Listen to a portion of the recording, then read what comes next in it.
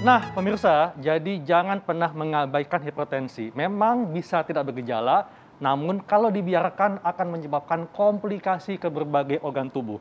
Makanya Intan ya, ini banyak nih orang yang mengatakan Ya. lihat garam aja bikin darah tinggi. Tapi lihat kamu bikin main hati. Wah, dokter. Aduh, aku dapat juga deh pantunnya gombalannya ya. Iya, pagi-pagi ya. Makin jago dokter Haikal nih. Thank you Intan. Dok, tadi ada yang belum terjawab dok ya. Katanya kalau konsumsi kopi dapat menyebabkan hipertensi. Fakta atau mitos dok? Itu mitos ya. Yeay, Jadi, mitos ya dok ya, iya. jadi boleh ya. Ya, jadi memang kopi di studinya, di penelitiannya bisa sedikit meningkatkan tekanan darah dalam waktu singkat ya. Dalam waktu singkat aja setelah minum kopi ya. Oke. Itu misalnya dikatakan 2 cangkir itu bisa menaikkan 6-8 mm air raksa ya. Namun studi yang menghubungkan terhadap penyakit hipertensi itu tidak membuktikan bahwa minum kopi meningkatkan resiko penyakit darah tinggi. Ya, jadi memang harus hati-hati, jangan terlalu banyak minum kopi. Tapi belum ada studi penelitian yang menghubungkan antara kopi dan penyakit hipertensi.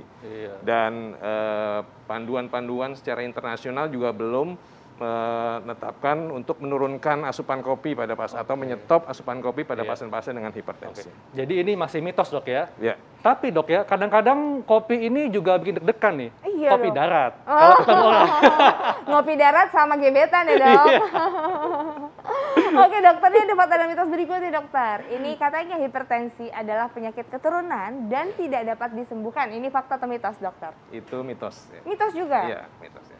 Ya, hipertensi memang biasanya diturunkan ya. Jadi kalau kedua orang tua kita menderita hipertensi, kita mempunyai resiko untuk menderita hipertensi juga. Ya, tapi itu bukan penyakit yang dibawa secara genetik gitu ya, secara langsung gitu ya. Ya, tetapi itu dipengaruhi oleh gaya hidup tadi. Ya, gaya hidup termasuk asupan garam, asupan buah, sayur. Kalau cukup itu bisa tidak terjadi hipertensi. Jadi kalau punya resiko dari orang tua, ya kita harus melakukan gaya hidup sehat tadi. Selain asupan juga aktivitas fisik ya, olahraga. Seminggu dianjurkan 150 menit itu. Jadi tidak cukup kalau olahraga cuma sekali seminggu gitu ya. Di hari Minggu aja. Jadi karena 150 menit, kalau 30 menit sekali olahraga, kita perlu 5 hari. Selama 5 hari dalam seminggu kita harus melakukan olahraga. Demikian. Jadi memang sangat terkait dengan gaya hidup dan nggak boleh mager dok ya, malas gerak.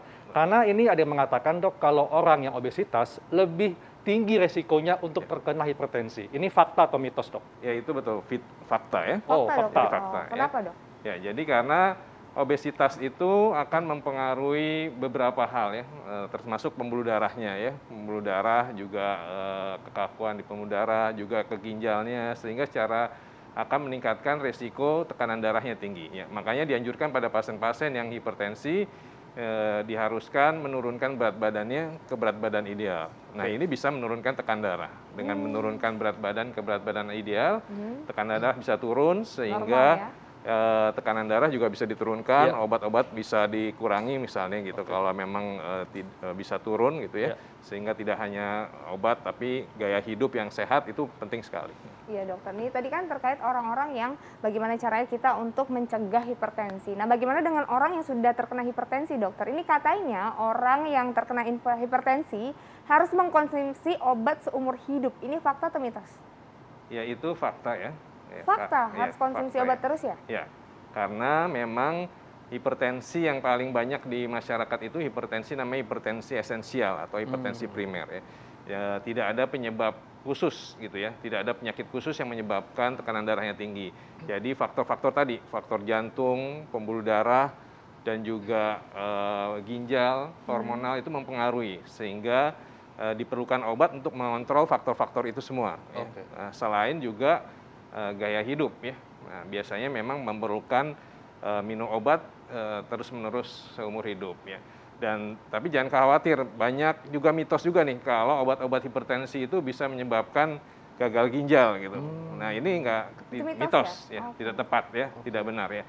Justru tekanan darah yang tinggi itu yang akan menyebabkan gagal ginjal kalau tidak terkendali atau tidak terkontrol. Jadi sebaiknya kalau mendapatkan obat dari dokter, sebaiknya diminum terus supaya tekanan darahnya terkontrol dan salah satu komplikasinya gagal ginjal bisa dihindari. Oke. Jadi memang sangat terkait dengan pola hidup termasuk pola makan, Dok ya. Jadi ada yang mengatakan, Dok ya, kalau rutin konsumsi jus buah dan sayuran dapat menekan resiko hipertensi. Ini fakta atau mitos? Itu fakta ya. Fakta. Ya. Pada pasien-pasien hipertensi, makanya dianjurkan untuk banyak makan buah dan sayuran. Bahkan porsinya dikatakan kalau bisa hari ada 5 porsi buah sayur ini dalam sehari gitu ya. Karena di dalam buah itu banyak mengandung kalium ya. Kalium ini bisa menurunkan tekanan darah, sehingga kalau ada hipertensi, tekanan darah bisa diturunkan. Demikian.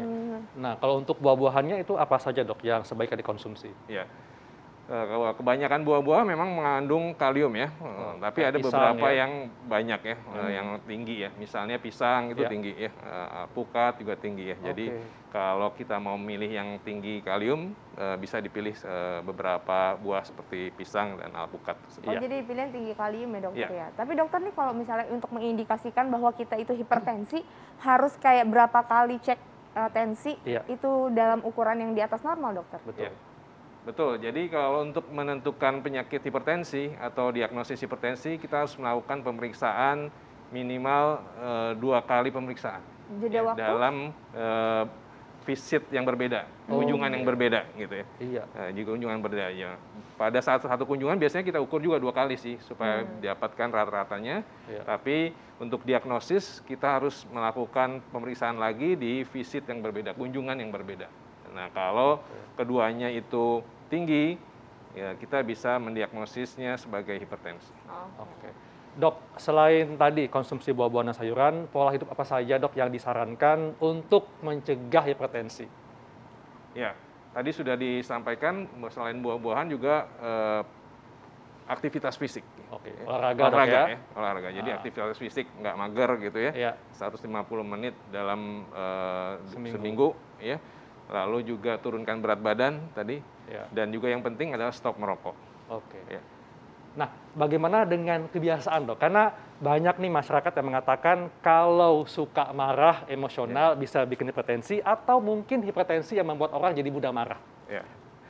Ya, ini memang bisa saling timbal balik ya, memicu aja ya, tapi bukan menaikkan tekanan darah. Tapi sebenarnya penyakit hipertensi ya bukan kemarahan sesaat gitu ya. Mungkin kalau yang berkepanjangan gitu ya. Dan juga faktor-faktor tadi. Faktor jantungnya, faktor pembuluh darah, faktor ginjal, faktor hormonal, itu semua mempengaruhi. Oke, jadi intinya meskipun hipertensi ini penyakit keturunan, tapi tetap yang menentukan gaya hidup kita, Dok ya. Makanya selalu lakukan gaya hidup yang sehat, pemirsa. Iya, dan nggak boleh malas gerak tadi ya, Dokter Haikal termasuk di dalamnya. Oke, Dokter, makasih banyak. Dok, untuk penjelasannya.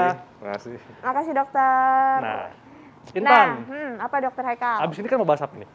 Kita mau bahas ini tanaman yang katanya ajaib, Dokter. Namanya kecombrang, tahu nggak? Wah, kayaknya agak susah bagi saya untuk mengucapkannya. Kecombrang.